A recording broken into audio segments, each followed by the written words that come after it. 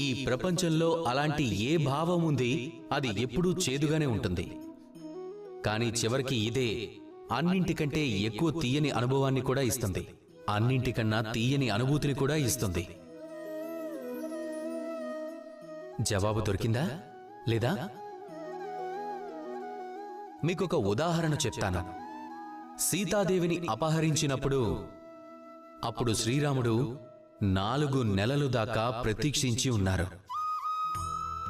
ఆయన వెతకాలనుకున్నారు, కానీ ఆయన తన ప్రయత్నాన్ని ఆపేశారు. అప్పుడు ఆయనకు ఎంత బాధ కలిగి ఉంటుందో ఊహించుకోండి. ఆయన కేవలం ఎదురుచూశారు. అది వర్షాకాలం.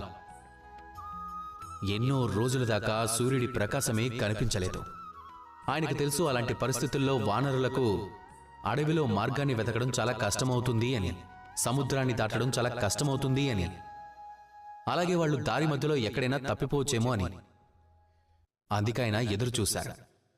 ఇక ఆ ఎదురుచూపులకి ఫలితం ఏం దక్కింది?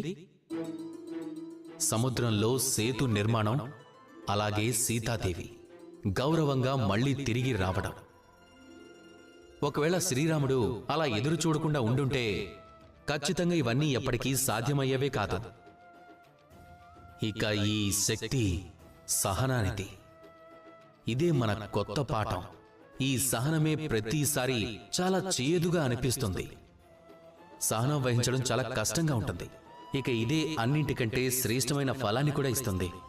అన్నిటికంటే తీయని అనుభవాన్ని ఇస్తుంది. అన్నిటికంటే తీయని అనుభూతిని కూడా ఇస్తుంది. అందుకే సహనం వహించండి, అంతా మంచే జరుగుతుంది. ఇకప్పుడు ఈ మనసు చాలా సంతోషంతో చెప్తుంది, రాధా కృష్ణ.